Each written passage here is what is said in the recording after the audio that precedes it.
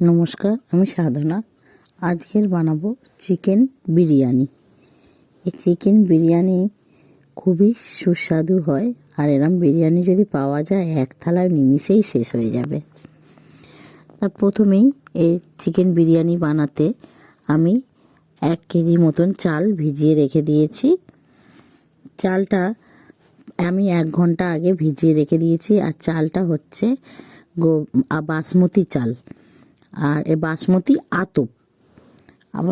আতপ চালটা নিলে বিরিয়ানির ভাতটা লম্বা লম্বাও হয় আর ভাতটা জড়িয়ে যায় না। এদিকে আমি এক হাঁড়িতে জল বসিয়ে দিয়েছি ফোটাতে, আর তার মধ্যে দিয়েছি 2টো তেজপাতা, একটু গোটা গরম মশলা। গরম মশলায় আছে দারচিনি, লবঙ্গ, এলাচ, আর দিয়ে দিলাম লবণ আর তেল। দিয়ে চাপা দিয়ে আমি জলটা ফোটাতে দিয়ে দিলাম। জলটা ফুটে গেছে, এবার চালটা আমি দিয়ে দেবো। চালটা দিয়ে একটু হালকা হাতে নেড়ে দিতে হবে। চাল দিয়ে ভাত বেশি নাড়লে চালগুলো ভেঙে যাবে, তাই চালটা দিয়ে বসিয়ে দিয়েছি। ভাতটা ফুটে গেছে। এবার ভাতটা আর একটুখানি ফুটে গেলে আমি ভাতটা নামিয়ে নেব। ভাতটা কি লম্বা লম্বা হয়েছে। ভাতটা আমি ঝরিয়ে নিয়েছি। এবার কড়ার মধ্যে আমি তেল দিয়ে দেবো।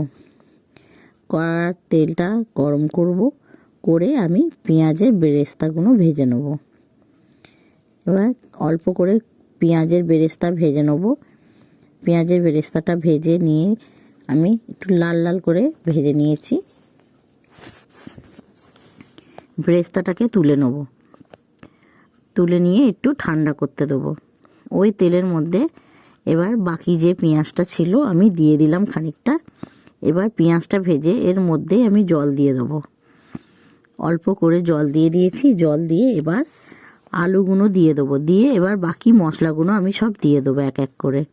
প্রথমে দিলাম লবণ, দিলাম আদা রসুনের পেস্ট। আদা রসুন আপনি ছেঁকেও দিতে পারেন, বা রসটা নালে পেস্টটা দিয়ে দিলেও হবে। এবার লঙ্কার গুঁড়ো, ঝাল লঙ্কার গুঁড়ো এবং কাশ্মীরি লঙ্কার গুঁড়ো 2 চামচ করে দিয়ে দিলাম। 1 চামচ ধনে গুঁড়ো, 1 চামচ জিরের গুঁড়ো দিয়ে ভালো করে আমি আলুগুলোকে সেদ্ধ করে নেব। এদিকে জাফরান আমি ভিজাতে দিয়ে দিয়েছি। একটু গরম দুধে কেশর দিয়ে দিয়েছি। দিয়ে একটু গোলাপ জল, একটু কেওড়া জল আর 2-4 ফোঁটা মিঠা আতর দিয়ে আমি রেখে দেবো। দিয়ে এইটা আমি আলুটাকে চাপা দিয়ে রেখে দিলাম। চাপা দিয়ে আলুগুলোকে আমি সেদ্ধ করে নেব। মশলাটা থেকে কি সুন্দর তেল ছেড়ে গেছে। আলুগুলো আমি সেদ্ধ করে নিচ্ছি। আর একটু সেদ্ধ হবে, একটু ভালো করে সেদ্ধ করে নিতে হবে। এবার আলুগুলো আমার ভালো মতন সেদ্ধ হয়ে গেছে। আমি জল থেকে ছেঁকে নেব। ছেঁকে নিয়ে ডাইরেক্ট আমি হাঁড়ির মধ্যে রেখে দিয়েছি।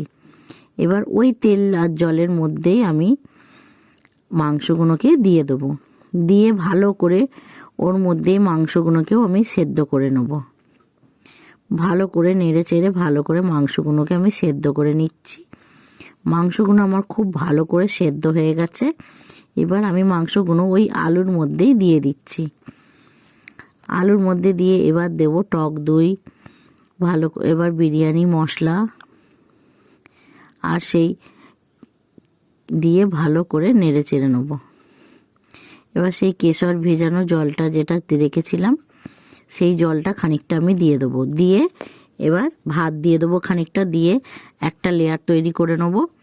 কেশর জল দিলাম, দিয়ে বেরেস্তা দিয়েছি, আর দেবো বিরিয়ানি মশলা, আর তার সঙ্গে দেব অল্প করে ঘি। দিয়ে আমি আরও একটা লেয়ার তৈরি করে নেব।